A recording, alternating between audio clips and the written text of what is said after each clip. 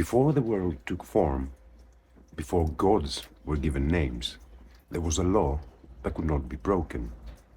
The Greeks called it Ananke. In recent months, we traveled from one god to the other, traversing the heights of the Olympus. But every god is not merely a figure. Each one is a universe. And now we begin something deeper, a journey into the very origin of existence itself. Hesiod's Cosmogony. The sequence of this cosmic unfolding is as follows. 1. Ananke, the law of existence. We begin with Ananke.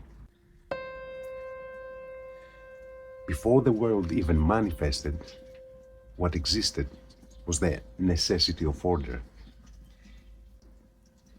In Plato's myth of fear, the entire cosmos revolves around the spindle of necessity.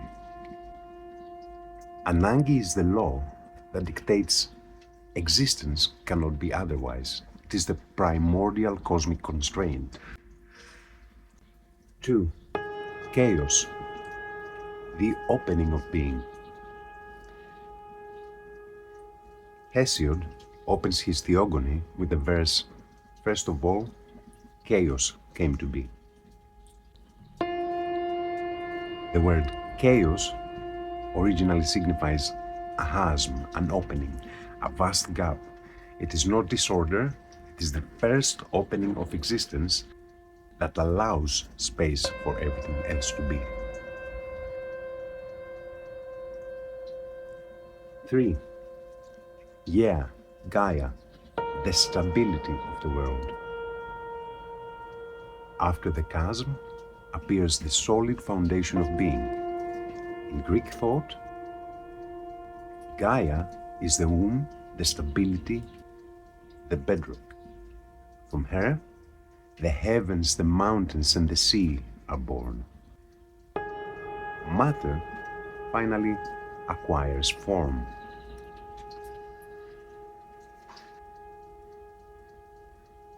4. Nyx, the womb of forces. From night, a multitude of cosmic forces are born. Death, sleep, dreams, and the fates.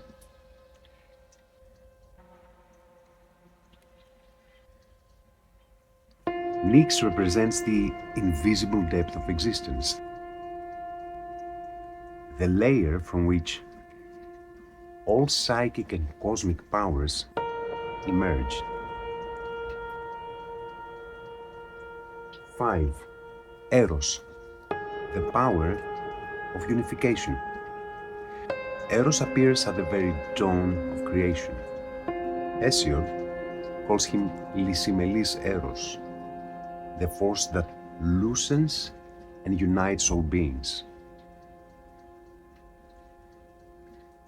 Without Eros, nothing could bind together to create life. He is the very cohesion of the universe. 6. Aether, the pure light. Aether is the upper light of the heavens. Aether is the fifth element, or what we call quintessence. The ancient Greeks distinguished between the air, the lower atmosphere, and the ether, the pure celestial light. This is where the gods reside, the realm of absolute clarity and brilliance. 7. Hemera, the very manifestation. Finally, day appears. Hemera is the moment the world becomes visible. The eternal rhythm between night and day is the very first heartbeat of the cosmos.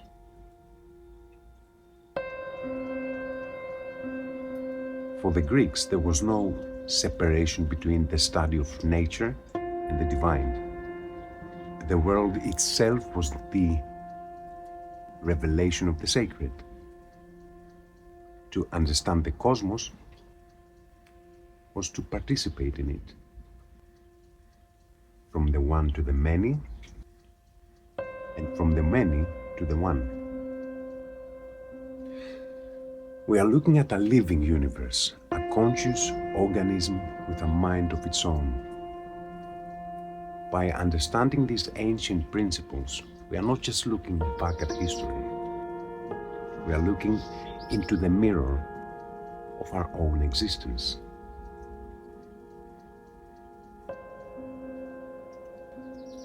And then there is this image, the cosmic egg and Phanes.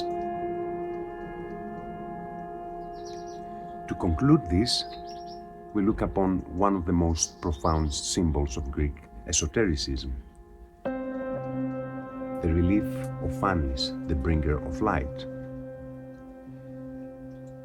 Phanes stands in the center, emerging from the cosmic egg.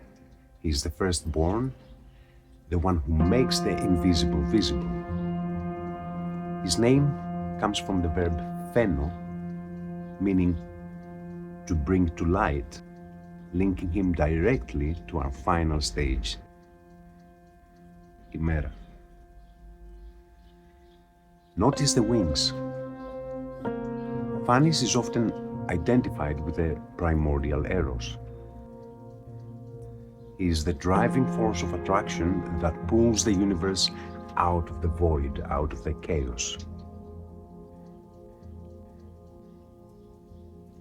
Wrapped around his body is a serpent, representing Ananke, necessity.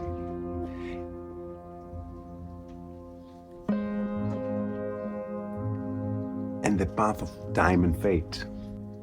It reminds us that even the gods are bound by the cosmic law of order. He is surrounded by the zodiac circle. This signifies that he is not just a part of the universe, but the Lord of Time. Aeon. He contains the entire cycle of existence, the stars, the seasons, and the very destiny of man. He holds the lightning bolt, which is the spirit, the ether, and the staff, authority and matter, standing upon the fiery base of creation. He is the union of all opposites. In the single image, everything is captured. The necessity of flow, the opening of the void, and the final emergence of consciousness. Phanes is the mirror of the cosmos, a living, breathing, and thinking totality. The law, the opening, the emergence, all return here. Phanes is not the beginning of the cosmos, he is its revelation. And in that revelation, we begin to see ourselves.